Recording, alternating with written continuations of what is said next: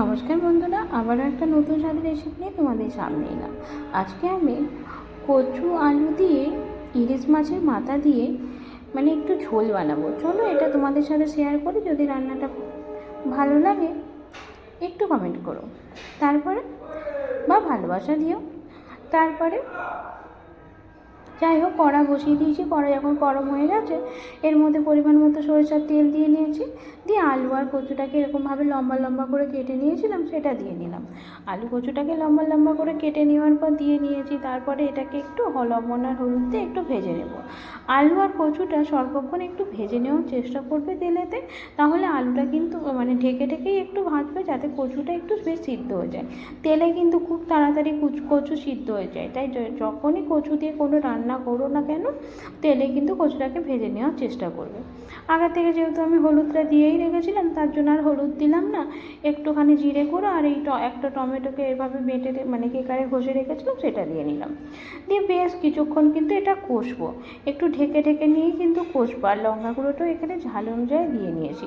তোমরা যে যেমন লঙ্কা পছন্দ করো সে সেমন দিয়ে নিও।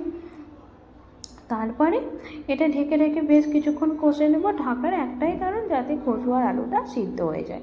কচু আলুটা যখন দেখবো বেশ সিদ্ধ হয়ে এসছে, কাঁচা গন্ধটাও চলে গেছে, আর তেলটাও যখন দেখবো ছেড়ে দিয়েছে, সেই সময় একটু পরিমাণ মতো জল ঢেলে দেব। জলটা কিন্তু তোমরা যে যেমন ঝোল রাখবে সেই অনুযায়ী দিও। দেখতেই পাচ্ছ তেলটা কিন্তু এবার ছেড়েই এসেছে। এবার আমি জলটাও দিয়ে নিলাম। তোমরা যদি কেউ চাও এখানে গরম জলও কিন্তু দিতে পারো। তারপরে এটাকে একটু নেড়ে ছেড়ে জল ঢেকে দেবো, যাতে বাকি যে কচু আলুটা সিদ্ধ হতে বাকি আছে সেটা হয়ে যায়। ব্যাস, কচু আলুটা সিদ্ধ হয়ে গেছে, আমি নামিয়ে নিয়েছি। এরপর কড়াতে তেল দিয়ে দিয়েছি, দিয়ে শুকনো লঙ্কা আর জিরের ফোড়ন দিয়ে নিয়েছি। ফোড়নটা আর একটু গরম মশলাও দিয়ে নেব, সেটা গোটা গরম মশলা। সেটার ফোড়নটা যখন ভাজা ভাজা হয়ে গেছে, এই সময় আমি একটু পেঁয়াজকে এরকম কেটে নিয়েছিলাম, হাফ পেঁয়াজকে, সেটাকে এইভাবে দিয়ে নিলাম।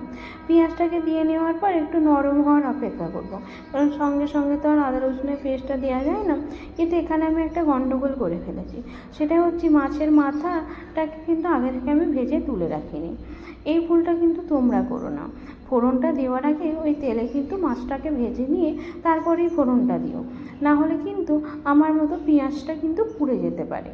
দেখতেই পাবে পেঁয়াজটা একটু ধরে ধরে যাবে, একটু বেশি লাল হয়ে যাবে পেঁয়াজ। তো এই দেখো, দেখতেই পাচ্ছ পেঁয়াজটা একটু বেশি লাল হয়ে গেছে। তারপরে যাই হোক, আর একটু কাঁচা পেঁয়াজ আর একটু রসুন আদা দিয়ে আমি ফোড়নটা ভেজে ভেজে নেব। এই দেখো, এবার এটাকে আমি নামিয়ে দিলাম। এবার একটু এই ফোড়নটাকে ভেজে নেব। এই সময় একটু আরেকটু আদা দিয়ে দেবো। আদাটা আমি একটু আগে থেকে দিইনি। আদা রসুনটা আরেকটু দিয়ে নিয়ে বেশ ভালো মতো এটাকে ভেজে নেব। যখন দেখবো ফোড়নটা খুব ভালো মতো একটু ভাজা হয়ে গেছে, সেই সময় দেখো আদাটা আমি দিচ্ছি। ভাগ্যিস আদাটা আমি আগে থেকে দিইনি, না হলে কিন্তু কি বলবো, রান্নাটা খাওয়াই যেত না। হয়তো আমাকে সব কিছু ফেলে দিয়ে আবার নতুন করে করতে হতো। তো যাই হোক, এরপর আমি এই কচু আর আলুটাকে দিয়ে নিলাম। কচু আলুটাকে দিয়ে বেশ কিছুক্ষণ কিন্তু ফুটিয়ে নেব। তোমরা কিন্তু বেশ কিছুক্ষণ কচু আলুটাকে দিয়ে নেওয়ার পর ফুটিয়ে নিও, যাতে ওই মাছের মাথা আর পুরো ফ্লেভারটা ঝোলের মধ্যে যায়। নাহলে কিন্তু এটা মোটেও খেতে ভালো লাগবে না। তাই দেখো, দেখতেই পাচ্ছ বেশ কিছুক্ষণ আমি এটাকে ফুটিয়ে নিয়েছি। এরপর এর ওপর দিয়ে একটু ধনে পাতা আমি দিয়ে নিলাম, আর একটু গরম মশলাও দিয়ে নেবে। তাতে কিন্তু এই রান্নার স্বাদটা খুব সুন্দর আসে। তাই বেশ, রান্না পুরো রেডি হয়ে গেছে। এবার কিন্তু এটাকে আমি নামিয়ে নেব। আজকে এই পর্যন্ত। পরে আবারও একটা রেসিপি নিয়ে তোমাদের সামনে আসব। ধন্যবাদ আমাকে এত ভালোবাসা দেওয়ার জন্য আর আমার সঙ্গে থাকার জন্য।